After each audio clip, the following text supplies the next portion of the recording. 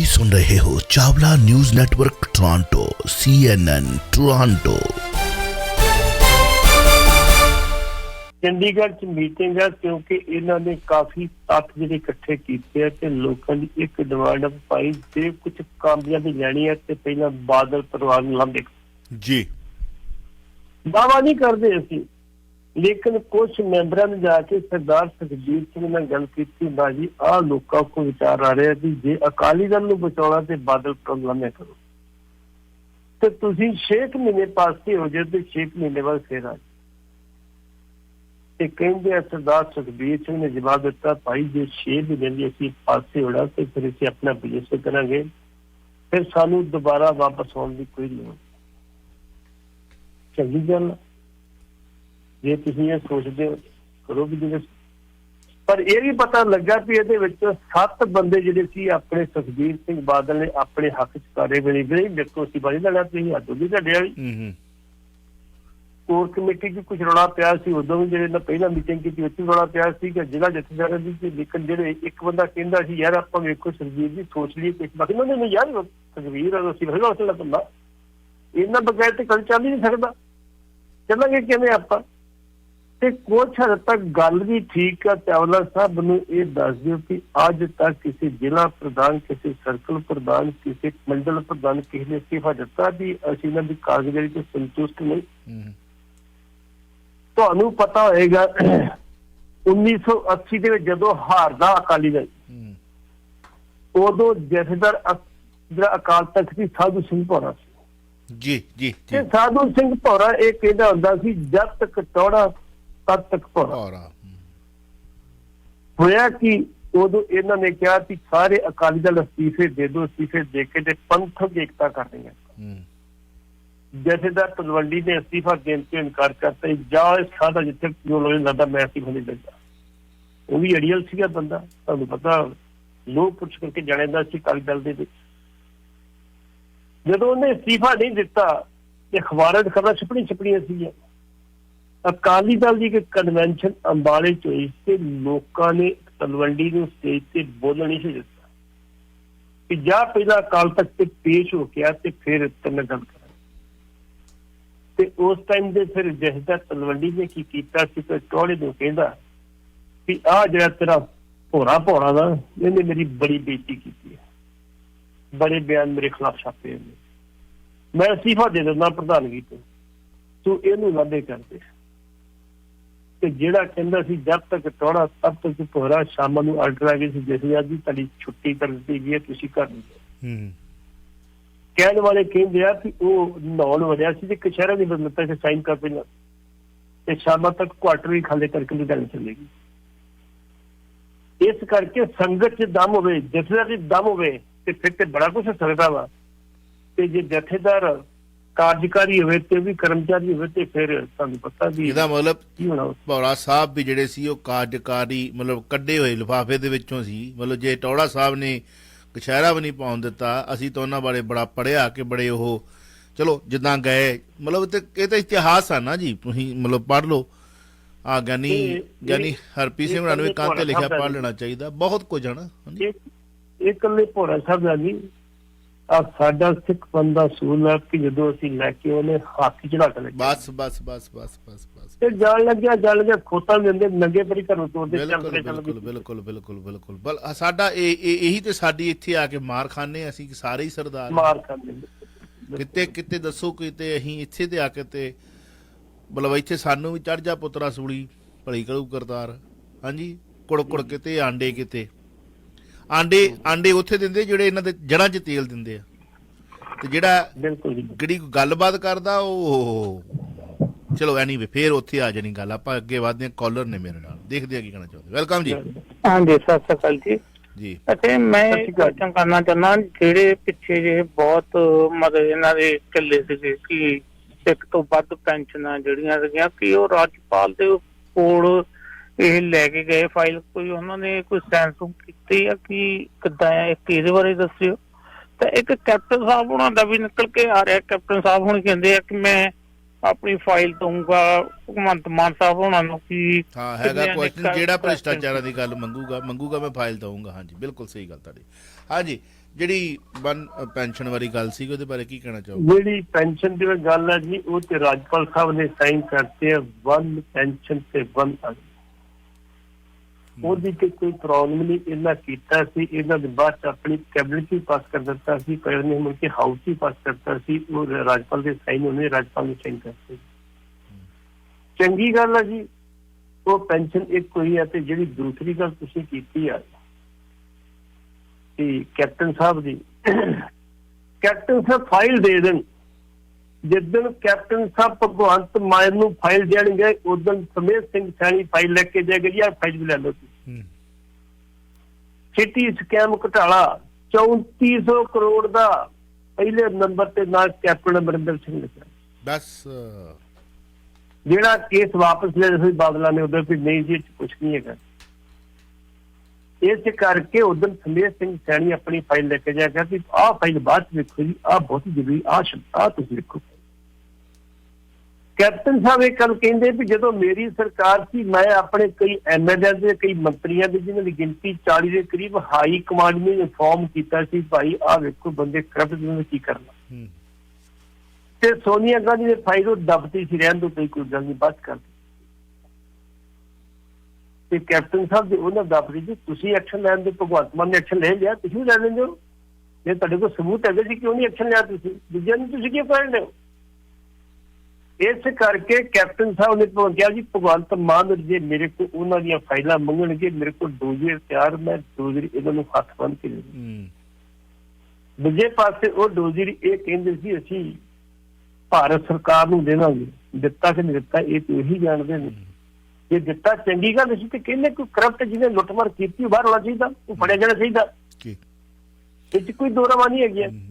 ਲੇਕਿਨ ਕੈਪਟਨ ਸਾਹਿਬ ਆਪਣਾ 3400 ਕਰੋੜ ਸਕੈਮ ਜਿਹੜਾ ਤੁਸੀਂ ਆਪ ਕੀਤਾ ਸੀਗਾ, ਉਹ ਵੀ ਨਾ ਭੁੱਲਿਓ, ਉਹਦੀ ਵਾਰੀ ਵੀ ਆ ਜਾਣੀ ਹੈ। ਦੂਜਿਆਂ ਨੂੰ ਫਸਾਉਂਦੇ ਤੇ ਆਪ ਨਾ ਪਹਿਲਾਂ। ਬਿਲਕੁਲ ਹਮਾਮ ਦੇ ਵਿੱਚ ਸਭ ਨੰਗੇ। ਗੱਲ ਤਾਂ ਸਾਰੀ ਇਹ ਆ ਤਾਂ ਹੁਣ ਜਿਹੜਾ ਹੁਣ ਬਣਿਆ ਬਲੀ ਦਾ ਬੱਕਰਾ ਕਾਂ ਮਾਰ ਕੇ ਟੰਗਿਆ, ਇਹ ਤਾਂ ਇੱਕ ਡਰਾਵਾ। ਬਾਕੀ ਦੇਖੋ ਅਜੇ ਤਾਂ ਬਹੁਤ ਕੁਝ ਹੋਰ ਸਾਹਮਣੇ, ਬਹੁਤ ਕੁਝ ਨਿਕਲਣਾ ਕਾਲਾ ਮਾਲਾ, ਹਮ ਨਹੀਂ ਸੁਧरेंगे। ਆਓ ਆਪਾਂ ਅਗਲੀ ਕਾਲ ਲੈ ਲਈਏ। 9058131320 905 813 1320। ਹਾਂਜੀ ਵੈਲਕਮ ਜੀ। ਹੈਲੋ ਜੀ, ਸਤਿ ਸ਼੍ਰੀ ਅਕਾਲ ਚਾਵਾ ਜੀ। ਪੱਟੀ ਸਾਹਿਬ ਸਤਿ ਸ਼੍ਰੀ ਅਕਾਲ। ਸਤਿ ਸ਼੍ਰੀ ਅਕਾਲ। ਪੱਟੀ ਸਾਹਿਬ, ਆਪਣਾ ਇਹਨਾਂ ਨੇ ਆਪਣਾ ਇੱਕ ਬੰਦਾ ਤਾਂ ਫੜ ਲਿਆ, ਉਹਦੇ ਤੇ ਕਾਰਵਾਈ ਵੀ ਕਰਤੀ ਹੈ। ਹੁਣ ਇਹ ਜਿਹੜੇ ਵੱਡੇ ਵੱਡੇ ਧਰੰਤਰ ਬੈਠੇ ਨੇ, ਕਿ ਉਹਨਾਂ ਦੀਆਂ ਜ਼ਮੀਨਾਂ ਇਹ ਤਾਂ ਖਾਲੀ ਹੋਈਆਂ, ਜਾਂ ਉਹਨਾਂ ਉੱਤੇ ਕੋਈ ਕਾਰਵਾਈ ਹੋ ਸਕੇਗੀ, ਜਾਂ ਸੈਂਟਰ ਸਰਕਾਰ ਉਹਨੂੰ ਰੋਕ ਲਏਗੀ? ਕੀ ਵਿਚਾਰ ਹੈ ਤੁਹਾਡਾ? ਜੀ ਹਾਂਜੀ। ਦੇਖੋ, ਸੈਂਟਰ ਸਰਕਾਰ ਨੇ ਕੋਈ ਇੰਟਰਸਟ ਨਹੀਂ ਲੈਣਾ ਉਹਦੇ ਚ, ਇਹਨਾਂ ਦੇ ਆਪਣੇ ਬੰਦੇ ਨੇ, ਵੱਡੇ ਵੱਡੇ ਬੰਦੇ ਇਹਨਾਂ ਦੇ ਆਪਣੇ ਨੇ। ਕੱਲ ਬਕਾਇਦਾ ਤੌਰ ਤੇ ਸੁਖਪਾਲ ਸਿੰਘ ਖਹਿਰਾ ਨੇ ਚੰਡੀਗੜ੍ਹ ਕੀਤੀ ਹੈ ਪ੍ਰੈਸ ਕਾਨਫਰੰਸ, ਉਹਨੇ ਗੱਲ ਕਹੀ ਆ, ਭਾਈ ਕੁਲਦੀਪ ਸਿੰਘ ਜੀ ਧਾਰੀਵਾਲ ਸਾਹਿਬ, ਮਾਨ ਸਾਹਿਬ, ਛੋਟੀਆਂ ਮੱਛੀਆਂ ਦੇ ਪੂੰਗ ਨਾ ਫੜੋ। ਜੇ ਤੁਹਾਡੇ 'ਚ ਹਿੰਮਤ ਹੈ ਤੇ ਜਿਹੜੀ ਚੰਡੀਗੜ੍ਹ ਦੇ ਘੇਰੇ ਘੇਰੇ 50,000 ਏਕੜ ਜ਼ਮੀਨ ਤੇ ਨਜਾਇਜ਼ ਕਬਜ਼ੇ ਹੋਏ, ਜਿਨ੍ਹਾਂ ਦੇ 3 ਮੁੱਖ ਮੰਤਰੀ ਦੇ ਨਾਮ ਹੀ ਆਉਂਦੇ ਤੇ 3 DGP ਦੇ ਨਾਮ ਹੀ ਆਉਂਦੇ, ਬਾਕੀ ਹੋਰ ਪੁਲਿਸ ਅਧਿਕਾਰੀਆਂ ਦੇ ਤੇ ਆਈਐਸ ਅਧਿਕਾਰੀ ਨਾਲ ਆਉਂਦੇ, ਉਹ ਜੇ ਤੁਸੀਂ ਛਡਾ ਲਓ ਤੇ ਤੁਹਾਡੇ ਸਾਰੇ ਮਸਲੇ ਹੱਲ ਹੋ ਜਾਣਗੇ। ਬਾਕੀ ਫਿਰ ਜਿਹੜੇ ਛੋਟੇ ਛੋਟੇ ਆਫਸਰ ਨੇ ਤੁਸੀਂ ਜਾ ਕੇ ਆਪੇ ਲੋਕਾਂ ਛੱਡ ਦਿੰਦੇ ਆ। ਬਿਲਕੁਲ ਫਿਰ ਤੁਹਾਨੂੰ ਲੋੜ ਨਹੀਂ ਕੁਝ ਕਰਨ ਦੀ, ਇਹ ਵੱਡਾ ਸਾਰਾ ਕੰਮ ਆ ਕੇ ਟੰਗੋ, ਫਿਰ ਗੱਲ ਬਣਦੀ ਹੈ। ਇਹ ਸੁਖਪਾਲ ਸਿੰਘ ਖਹਿਰਾ ਨੇ ਗੱਲ ਕਹੀ ਹੈ ਬਕਾਇਦਾ ਤੌਰ ਤੇ ਪ੍ਰੈਸ ਕਾਨਫਰੰਸ ਤੇ ਗੱਲ ਕੀ ਕਹਿੰਦਾ, ਕਿਹਨੂੰ ਨਹੀਂ ਪਤਾ ਜਸਟਿਸ ਕੁਲਦੀਪ ਸਿੰਘ ਦੀ ਰਿਪੋਰਟ ਦਾ, ਜਿਹੜੀ ਰਿਪੋਰਟ ਨੇ ਤਿਆਰ ਕੇ ਦਿੱਤੀ ਸੀ, ਕਿਹਨੂੰ ਨਹੀਂ ਪਤਾ ਚੰਦਰ ਸ਼ੇਖਰ ਦੇ DGP ਦੀ ਰਿਪੋਰਟ ਦਾ। ਇਸ ਕਰਕੇ ਜੇ ਤੁਸੀਂ ਕੁਝ ਕਰਨਾ ਚਾਹੁੰਦੇ ਹੋ ਤੇ ਬਕਾਇਦਾ ਤੌਰ ਤੇ ਖਾਲੀ ਕੋਈ ਸੈਂਟਰ ਕਿਉਂ ਰੋਕੀਏ ਇਹਦੇ, ਤੁਸੀਂ ਆਪ ਸਿਆਣੇ।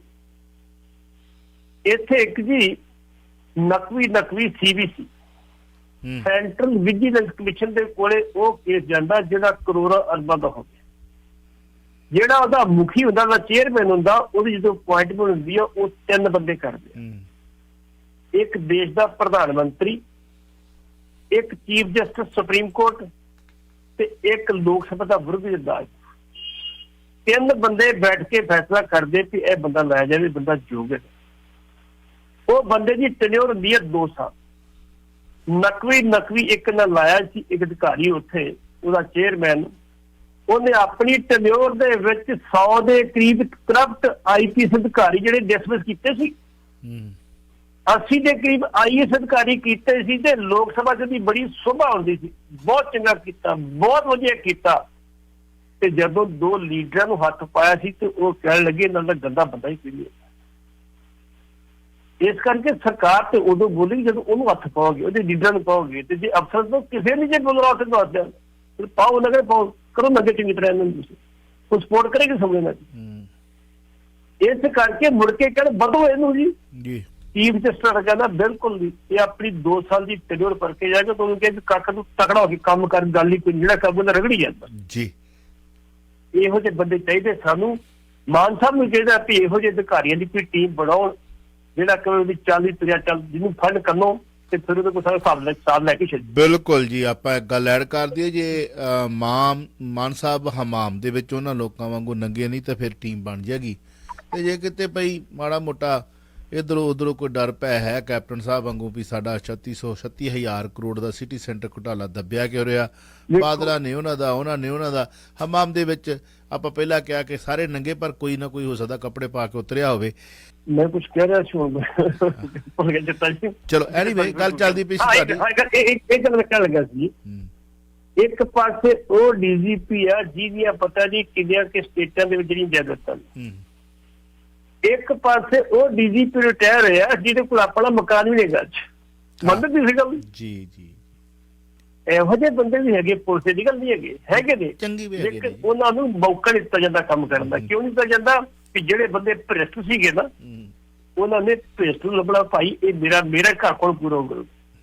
ਕੱਲ ਇੱਕ ਸੋਸ਼ਲ ਮੀਡੀਆ ਤੇ ਆਇਆ ਸੀਗਾ, ਕਹਿੰਦੇ ਜੇ ਕੈਪਟਨ ਸਾਹਿਬ ਮੁੱਖ ਮੰਤਰੀ ਹੁੰਦੇ ਤੇ ਫਿਰ ਇਹ ਥੋੜੀ ਸੀ ਗੱਲ, ਸਿੰਗਲਾ ਸਾਹਿਬ ਫੜ ਜਾਂਦੇ। ਉਹਨਾਂ ਕਹਿਣਾ ਵੀ ਮੇਰਾ ਘਰ ਕਿੱਥੇ ਹੈ। ਚਲੋ एनीवे, हम नहीं सुधरेंगे। पंजाब पुलिस जवारियां कोलों करदी है उगराही, ਇਹ ਕਦੋਂ ਦੇਖੂਗੀ? ਜਲੰਧਰ ਦੇ ਇੱਕ CIA ਸਟਾਫ ਦੇ ਮੁਲਾਜ਼ਮ ਦੀ ਜਵਾਰੀਆਂ ਨਾਲ ਗੱਲਬਾਤ ਵਾਇਰਲ ਹੋਣ ਦੀ ਖਬਰ ਆ ਰਹੀ ਹੈ। ਅੱਛਾ, ਇੱਥੋਂ ਤੱਕ ਨਹੀਂ, ਉਹਦੇ ਚ ਦੇਸ਼ ਦੇ ਪ੍ਰਧਾਨ ਮੰਤਰੀ ਨੂੰ ਵੀ ਪਰਚਾ ਦਰਜ ਕਰਾਉਣ ਲਈ ਪੁਲਿਸ ਨੂੰ ਦੇਣੀ ਪਈ ਰਿਸ਼ਵਤ ਦੀ ਖਬਰ ਆ ਰਹੀ ਹੈ। ਜੀ। ਤੇ ਜਿੱਥੇ ਇਹੋ ਜਿਹੀਆਂ ਖਬਰਾਂ ਨੇ ਉੱਥੇ ਕਿਵੇਂ ਕਹਿ ਲਾਂਗੇ ਸਾਡੇ ਕੇਜਰੀਵਾਲ ਸਾਹਿਬ ਦੂਜੇ ਸੂਬੇ ਜਾਂਦੇ ਆ, ਤੀਜੇ ਸੂਬੇ ਜਾਂਦੇ, ਚੌਥੇ ਸੂਬੇ ਜਾਂਦੇ, ਭ੍ਰਿਸ਼ਟਾ ਰਹਿਤ ਕਰਤਾ ਪੰਜਾਬ ਵਾਲਾ, ਫੜ ਲਓ ਤੁਹਾਡਾ ਵੱਡਾ ਕਬੂਤਰ, ਜਿਹੜਾ ਕਾਂ ਜਿਹੜਾ ਤੁਸੀਂ ਮਾਰ ਕੇ ਟੰਗਤਾ, ਲਓ ਫੜੋ। ਬਾਕੀ ਅਜੇ ਪੂੰਗ ਜਿਹੜਾ ਕਈ ਕੁਝ ਹੁੰਦਾ ਅਜੇ ਰੁਕੀ ਨਹੀਂ ਗੀ ਰਿਸ਼ਵਤਖੋਰੀ। ਜਿੱਦਾਂ ਰਿਸ਼ਵਤਖੋਰੀ ਰੁਕ ਜੂਗੀ ਉਦੋਂ ਤਾਂ ਫਿਰ ਖਾਲਿਸਤਾਨ ਦੀ ਲੋੜ ਨਹੀਂ, ਫਿਰ ਖਾਲਸਾ ਰਾਜ ਬਣ ਗਿਆ ਉੱਥੇ। ਚਾਵਲਾ ਸਾਹਿਬ ਜਲੰਧਰ ਦੇ ਵਿੱਚ 7-8 ਜਗ੍ਹਾ ਤੇ ਜਿਹੜੇ ਉਹ ਜੁਆਰੀ ਜਿਹੜੇ ਜੂਆ ਖੇਡਦੇ ਜੀ, ਹਰ ਰੋਜ਼ ਲੱਖਾਂ ਰੁਪਏ ਦੇ ਜੂਆ ਖੇਡੇ ਜਾਂਦੇ ਜੀ। ਉਹਨਾਂ ਤੋਂ ਉਗਰਾਹੀ ਇੱਕ CA ਸਟਾਫ ਦਾ ਹੌਲਦਾਰ ਜਾਂ ਸਿਪਾਹੀ ਕੋਈ ਕਰਦਾ। ਕੱਲ ਕੇ ਪਰਸੋਂ ਜਦੋਂ ਉਹ ਗਿਆ ਸਿਵਲ ਯੂਨੀਫਾਰਮ ਦੇ ਵਿੱਚ, ਸਿਵਲ ਕੱਪੜਿਆਂ ਦੇ ਵਿੱਚ, ਤੇ ਭੱਜਣ ਲੱਗੇ ਉੱਠ ਕੇ, ਕਹਿੰਦਾ ਬਾਜੋ ਜਿਹੜੇ ਭੱਜਦੇ ਫਾਜ਼ਿਲ ਵਿੱਚ ਹੁੰਦੇ। ਉਹ ਕਹਿੰਦੇ ਅੱਛਾ ਬਹਿ ਗਿਆ ਜੀ। ਹੁਣ ਛੋਟਾ ਸੀ ਅੱਡਾ, ਉਹਨਾਂ ਦਾ ਬਹੁਤ ਵੱਡਾ ਨਹੀਂ ਸੀਗਾ, ਤਾਈਓ ਤੇ ਸਿਪਾਹੀ ਜਾਂ ਹੌਲਦਾਰ ਪੈਸੇ ਲੈਣੇ ਆ। ਤੇ ਜੇ ਕਿਤੇ ਵੱਡਾ ਅੱਡਾ ਹੁੰਦਾ ਤੇ ਫਿਰ ਘੱਟੋ ਘੱਟ DSP ਲੈਣਾ ਹੁੰਦਾ, ਜਿਹਦੇ 2-3 ਲੱਖ ਲੱਗ ਜਾਂਦਾ। ਉਹ ਉਹਨੂੰ ਕਹਿੰਦਾ ਜੀ ਤੁਸੀਂ ਏਦਾਂ ਕਰੋ ਕਿ ਮੇਰਾ ਹਿੱਸਾ ਦਿਓ ਤੇ ਮੈਂ ਜਾਣਨਾ ਪੈਣਾ।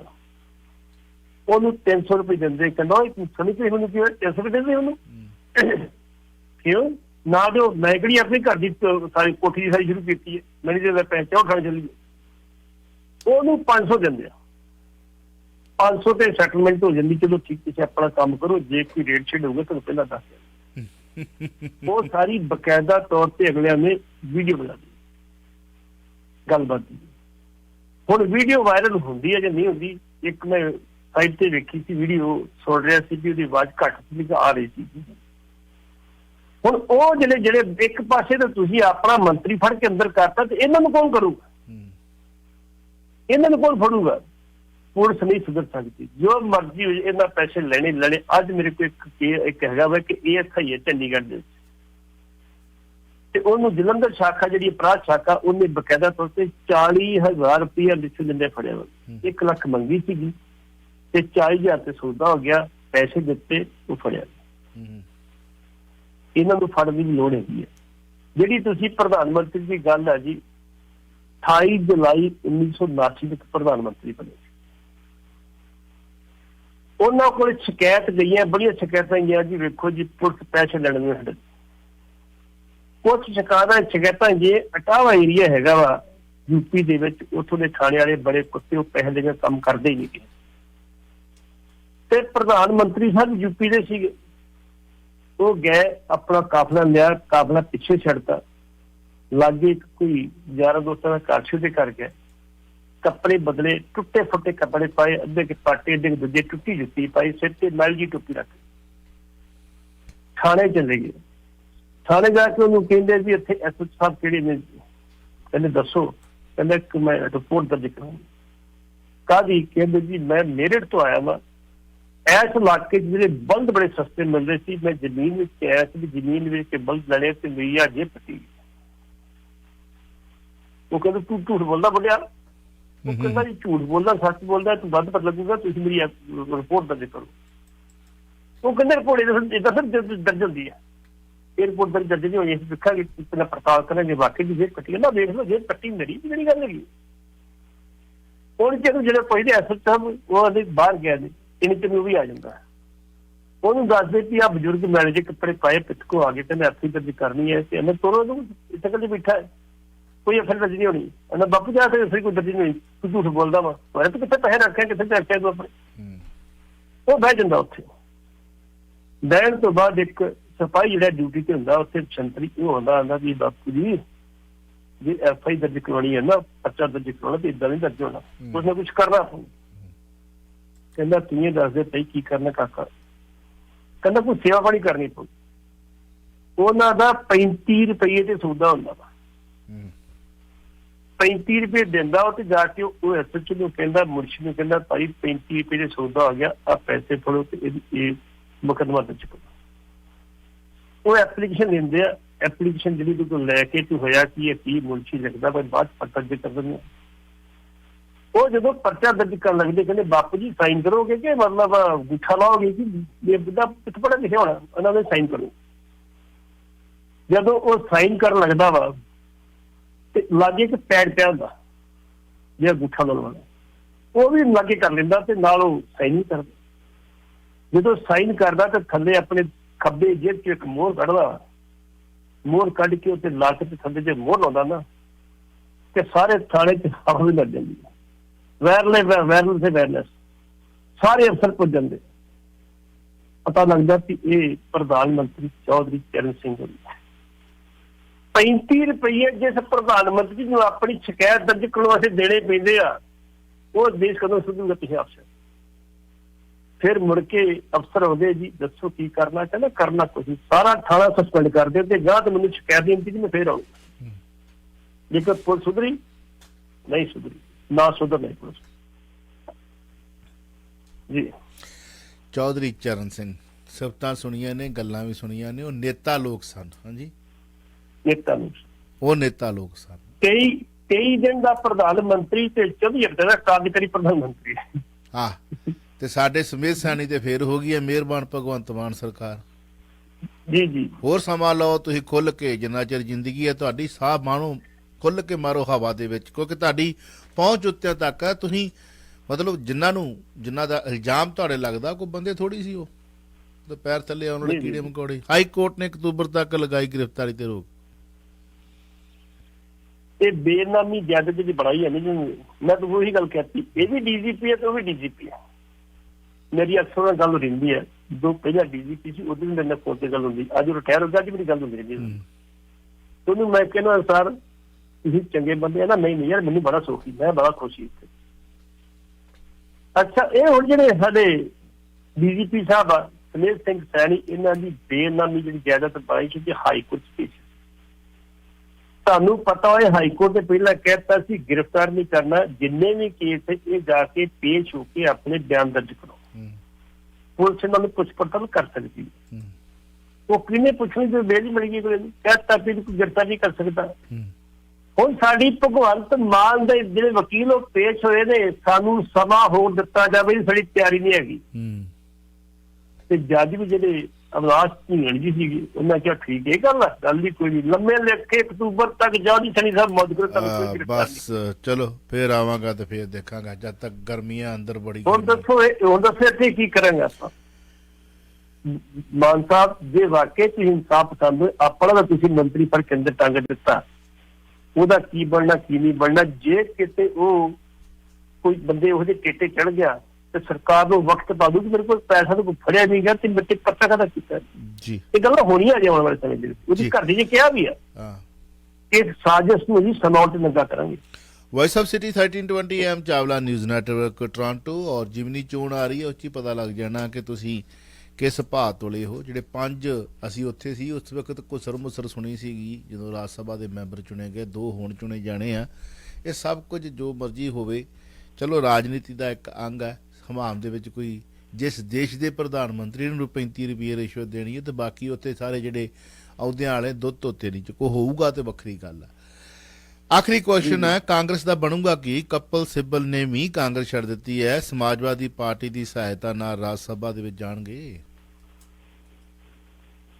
ਕਪਲ ਸਿੰਘ ਜਦੋਂ ਵੀ ਰਾਜ ਸਭਾ ਦੀ ਚੋਣ ਲੜੇ, ਉਹ ਬਕਾਇਦਾ ਤੌਰ ਤੇ ਇੰਡੀਪੈਂਡੈਂਟ ਨੇ। ਪਿਛਲੀ ਵਾਰੀ 2016 ਚ ਉਹਨਾਂ ਦੀ ਕਾਂਗਰਸ ਨੇ ਸਪੋਰਟ ਕੀਤੀ ਤੇ ਇਸ ਵਾਰੀ ਉਹਨਾਂ ਨੇ 16 ਤਰੀਕ ਨੂੰ ਕਾਂਗਰਸ ਛੱਡ ਦਿੱਤੀ, 16 ਮਈ ਨੂੰ ਕਾਂਗਰਸ ਛੱਡ ਦਿੱਤੀ, ਬਾਹਰ ਹੋ ਗਿਆ। ਬੜੇ ਤਕੜੇ ਵਕੀਲ ਨੇ, ਕੇਂਦਰੀ ਕਾਨੂੰਨ ਮੰਤਰੀ ਵੀ ਰਹੇ ਨੇ, ਕਈ ਹੋਰ ਥਾਵਾਂ ਤੇ ਵੀ ਰਹੇ। ਕਪਲ ਸਿੱਬਲ ਨੂੰ ਪਤਾ ਵੀ ਇਹਨਾਂ ਕੋਲ ਜਗ੍ਹਾ ਮੇਰੀ ਹੈ ਨਹੀਂ ਹੁਣ ਤੇ ਮੈਨੂੰ ਹੋਰ ਰਸਤਾ ਲੱਭਣਾ ਪੈਣਾ। ਤੇ ਆਜ਼ਮ ਖਾਨ ਜਿਹੜਾ 28 ਮਹੀਨਿਆਂ ਤੋਂ ਜੇਲ੍ਹ ਵਿੱਚ ਬੰਦ ਸੀਗਾ, ਵਿਧਾਇਕ ਪਹਿਲਾਂ MP ਸੀ, ਅੱਜ ਕੱਲ੍ਹ ਵਿਧਾਇਕ ਬਣ ਚੁੱਕਾ ਵਾ ਯੂਪੀ ਦਾ ਸਮਾਜਵਾਦੀ ਪਾਰਟੀ ਵੱਲੋਂ। ਸਮਾਜਵਾਦੀ ਪਾਰਟੀ ਤੋਂ ਉਸ ਬੰਦੇ ਨੂੰ ਸੁਪਰੀਮ ਕੋਰਟ ਦੇ ਵਿੱਚ ਬੇਲ ਕਰਾਈ ਜਾਂਦੇ ਉਹਦੀ, ਆਜ਼ਮ ਖਾਨ। ਤੇ ਆਜ਼ਮ ਖਾਨ ਨੇ ਫਿਰ ਮਦਦ ਕਰਨੀ ਚਾਹੀਦਾ, ਉਹਨੇ ਫਿਰ ਕਿਹਾ ਭਾਈ ਇਹ ਬੰਦਾ ਮੇਰਾ ਵਾ, ਮੈਂ ਇੰਨੀ ਸੇਵਾ ਕੀਤੀ ਹੈ, ਮੇਰੇ ਪਰਿਵਾਰ ਨੇ ਕੀਤੀ ਹੈ, ਤੇ ਤੁਸੀਂ ਇਹਨੂੰ ਜਿਹੜੀ ਰਾਜ ਸਭਾ ਦੀ ਟਿਕਟ ਦਿਓ। ਭਾਵੇਂ ਕਿ ਆਜ਼ਮ ਖਾਨ ਦੇ ਅੱਜ ਕੱਲ੍ਹ ਬਹੁਤੇ ਸਖਾਵੇ ਸੰਬੰਧ ਅਖਿਲੇਸ਼ ਨਾਲ ਨਹੀਂ ਹੈਗੇ, ਸ਼ਿਵਪਾਲ ਹੈਗਾ ਜੀ ਚਾਚੀ ਦਾ। ਲੇਕਿਨ ਕੱਲ ਜਦੋਂ ਇੰਡੀਪੈਂਡੈਂਟ ਕਪਲ ਸਿੱਬਲ ਦੇ ਕਾਗਜ਼ ਦਾਖਲ ਕੀਤੇ ਆ, ਬਕਾਇਦਾ ਤੌਰ ਤੇ ਅਖਿਲੇਸ਼ ਯਾਦਵ, ਬਕਾਇਦਾ ਤੌਰ ਤੇ ਪ੍ਰੋਫੈਸਰ ਗੋਪਾਲ ਯਾਦਵ, ਬਕਾਇਦਾ ਤੌਰ ਤੇ ਆਜ਼ਮ ਖਾਨ, ਸਾਰੇ ਉੱਥੇ ਹਾਜ਼ਰ ਜੀ। ਅਜੇ ਤੱਕ ਸੱਪਾ ਸ਼ਾਮਲ ਨਹੀਂ ਹੋਏ, ਲੇਕਿਨ ਉਹਨਾਂ ਨੇ ਕਹਿਤਾ ਤੁਹਾਨੂੰ ਅਸੀਂ ਆਪਣੇ ਖਾਤੇ ਚ ਜਿਹੜੇ ਪਾਵਾਂਗੇ ਰਸਮ ਭੇਜਾਂਗੇ। ਜਦੋਂ ਉਹਨਾਂ ਨੂੰ ਪੁੱਛਿਆ ਗਿਆ ਸਵਾਲ ਵੀ ਤੁਸੀਂ ਕਾਂਗਰਸ ਛੱਡ ਦਿੱਤੀ, ਕਾਂਗਰਸ ਬਾਰੇ ਕੀ ਕਹਿਣਾ ਚਾਹੁੰਦੇ? ਨੋ ਕਮੈਂਟਸ, ਕਹਿੰਦੇ ਕੁਛ ਨਹੀਂ ਕਹਿਣਾ। ਕਪਲ ਸਿੰਘ ਨੇ ਬਹੁਤ ਸਿਆਣੀ ਗੱਲ ਕੀਤੀ ਉਹਨਾਂ, ਜਿਹਦੇ ਨਾਲ ਤੁਸੀਂ 35 ਸਾਲ ਬਤਾਏ ਆ। ਬਿਲਕੁਲ ਬਿਲਕੁਲ ਬਿਲਕੁਲ ਬਿਲਕੁਲ ਬਿਲਕੁਲ। ਇਹ ਤੇ ਸਾਡੇ ਹੁਣ ਸਾਡੇ ਕੈਪਟਨ ਸਾਹਿਬ ਨੂੰ, ਜਾਖੜ ਸਾਹਿਬ ਨੂੰ, ਜਾਂ ਜਿਹੜੇ ਹੋਰ ਕਾਂਗਰਸ ਛੱਡ ਕੇ ਜਾ ਰਹੇ ਨੇ, ਜਿਨ੍ਹਾਂ ਨੂੰ ਬੜੇ ਬੜੇ ਉੱਚੇ ਅਹੁਦਿਆਂ ਤੇ ਬੜਾ ਸੁੱਖ ਭੋਗਿਆ ਉਹਨਾਂ ਨੇ, ਹਨਾ। ਅੱਜ ਚਾਹੇ ਕਾਂਗਰਸ ਨੂੰ ਅਸੀਂ ਜੋ ਮਰਜ਼ੀ ਕਿਸ ਤਰੀਕੇ ਨਾਲ ਕਰੀਏ, ਪਰ ਇੱਕ ਇਨਸਾਨੀਅਤ ਦੇ ਨਾਤੇ ਨੋ ਕਮੈਂਟਸ, ਮੈਂ ਪੜ੍ਹਿਆ ਨੋ ਕਮੈਂਟਸ ਕਹਿ ਕੇ ਉਹਨਾਂ ਨੇ ਇਹਨਾਂ ਨੂੰ ਸਮਝਾ ਦਿੱਤਾ ਕਿ ਤੁਸੀਂ ਰਾਜਨੀਤੀ ਕਰਨ ਦੇ ਕਾਬਲ ਹੀ ਨਹੀਂ, ਇਨਸਾਨੀਅਤ ਦੇ ਕਾਬਲ ਨਹੀਂ। ਅਗਲੀ ਮੈਂ ਗੱਲ ਕਰਨ ਲੱਗਾ ਜੀ, ਕਪਲ ਸਿੱਬਲ ਦਾ ਪਿਛੋਕੜ ਪੰਜਾਬ ਨਾਲ ਜੁੜਦਾ ਜੀ, ਪਤਾ ਨਹੀਂ ਜੀ? ਨਹੀਂ, ਮੈਨੂੰ ਇਸ ਗੱਲ ਦਾ ਨਹੀਂ ਪਤਾ। ਬੇਸਿਕਲੀ 1964 ਤੱਕ ਇਹਨਾਂ ਦਾ ਪਿਛੋਕੜ ਜਿਹੜਾ ਜਲੰਧਰ ਨਾਲ ਰਿਹਾ। ਅੱਛਾ ਅੱਛਾ ਅੱਛਾ। ਉਦੋਂ ਬਾਅਦ ਇਹਨਾਂ ਦਾ ਪਰਿਵਾਰ ਜਿਹੜਾ ਸੀ ਦਿੱਲੀ ਚਲਾ ਗਿਆ, ਇਸ ਕਰਕੇ ਪੰਜਾਬ ਨਾਲ ਜੁੜਦਾ ਤੇ ਪੰਜਾਬ ਦੀ ਮਾੜਾ ਮੋਟਾ ਕਣਕ ਮਿਲ ਜਾਏਗਾ ਨਾ, ਪਾਣੀ ਦੀ ਪੰਜਾਬ ਦਾ। ਚਲੋ ਬਹੁਤ ਬਹੁਤ ਸ਼ੁਕਰੀਆ ਪਾਟੀ ਸਾਹਿਬ, ਬੜਾ ਅੱਛਾ ਲੱਗਾ, ਥੈਂਕ ਯੂ ਵੈਰੀ ਮਚ। ਸਵੇਰੇ ਮੁਲਾਕਾਤਾਂ ਹੁੰਦੀਆਂ ਜੀ ਤੁਹਾਡੇ ਨਾਲ ਫਿਰ 9 ਵਜੇ ਤੋਂ ਲੈ ਕੇ 11 ਵਜੇ ਦੇ ਸ਼ੋਅ ਦੇ ਦਰਮਿਆਨ। ਤਦ ਤੱਕ ਲਈ ਭੁੱਲਾਂ ਚੁੱਕਾਂ ਦੀ ਮਾਫੀ, ਰੱਬ ਰਾਖਾ, ਸਤਿ ਸ੍ਰੀ ਅਕਾਲ। ਤੁਸੀਂ ਸੁਣ ਰਹੇ ਹੋ Chawla news network Toronto, CNN Toronto.